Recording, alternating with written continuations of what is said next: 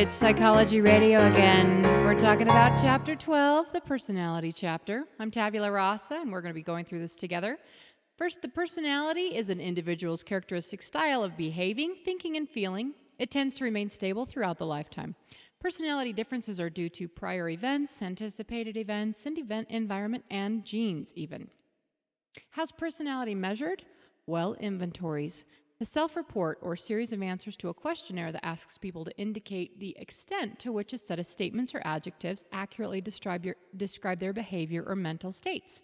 Like if you've ever taken a Myers-Briggs test or something like that, that is a self-report.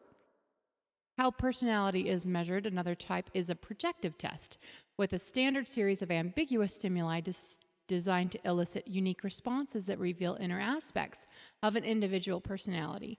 And that might be like an ink blot test or stories about pictures where you're shown something and then you're asked to respond, and then somebody else is interpreting how you're responding. With personality traits, a trait is a relatively stable disposition to behave in a particular inconsistent way. That's a trait. The big five are conscientiousness, agreeableness, neuroticism, openness to experience, and extroversion. Sigmund Freud, of course, has to have an idea on this, and he has a psychodynamic theory where personality is formed by needs, strivings, and desires largely operating outside of awareness. He says there's a structure of the mind, the three independent, interacting, and often conflicting systems: the id, the ego, and the superego. The id is the most basic system. It's unconscious. It's part of the mind containing the bodily needs, wants, desires, and impulses, especially the sexual and aggressive drives. It operates on the pleasure principle, or the tendency to seek immediate gratification of any impulse. Then there's the ego. It's developed through interacting with the external world. It enables us to deal with life's practical demands. It operates on the reality principle and enables the individual to delay gratification of immediate needs and function effectively in the real world. And lastly, the superego. So the id, the ego, and now we've got the superego. It's the internalization of cultural rules, internal standards, and codes of conduct. They're learned through parents and other authority figures. It's our conscience. It punishes us when we are thinking or doing something wrong and rewards us when we are living to ideal standards. The id seeks immediate gratification.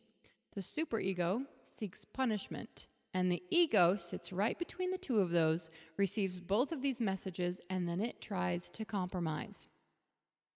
There are defense mechanisms, the unconscious coping mechanisms that reduce anxiety generated by threats from unacceptable impulses. And then another defense mechanism example would be repression, which is trying to remove painful experiences and unacceptable impulses from the conscious mind. Rationalization, which is supplying a reasonable sounding explanation for unacceptable feelings and behavior to conceal one's underlying motives or feelings. The reaction formation, which is unconsciously replacing threatening inner wishes and fantasies with exaggerated versions of their opposite. And those are some defense mechanisms. Some more examples are projection, which is where you attribute your own threatening feelings, motives, or impulses to another person. Regression, which is where you're reverting to immature behavior or earlier stages of development. That's regression. And then displacement, which is shifting unacceptable wishes or drives to a neutral or less threatening alternative. That's displacement.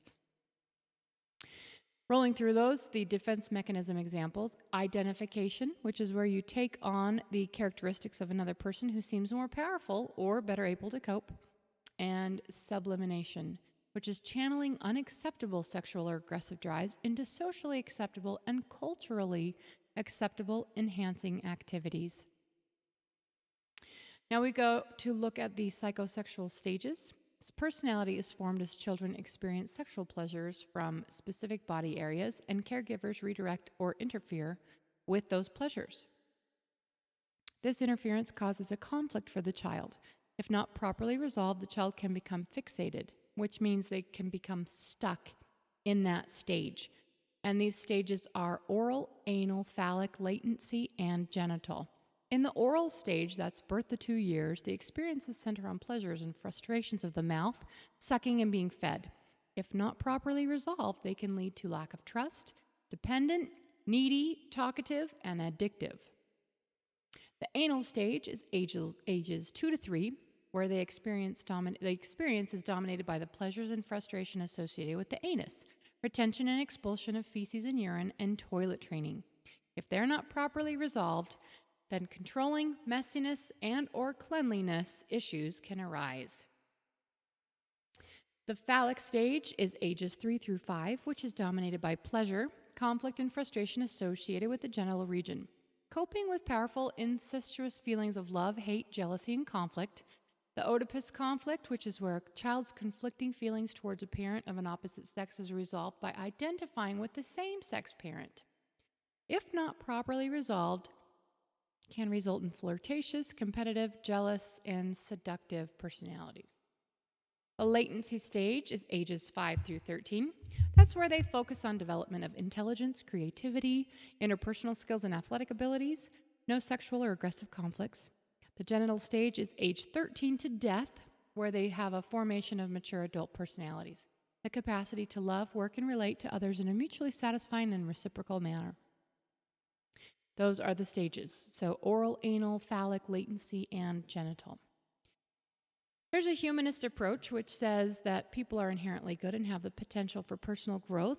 This is Maslow says they have a self-actualizing tendency, and humans are motivated towards realizing our inner potential with knowledge, creativity, spirituality, and generosity. The environment facilitates or blocks or attempts to satisfy our psychological needs. There's another existential approach where the individual is responsible and free to create and live life while pondering the meaning of life and death. We're aware of our existence and can make choices about how to behave. Difficulty finding meaning of life and accepting responsibility of our free choice provokes angst. That's existential approach. And the social cognitive approach says how a person thinks about the situation encountered in their daily life and how they behave in response to them. And there's the self-concept.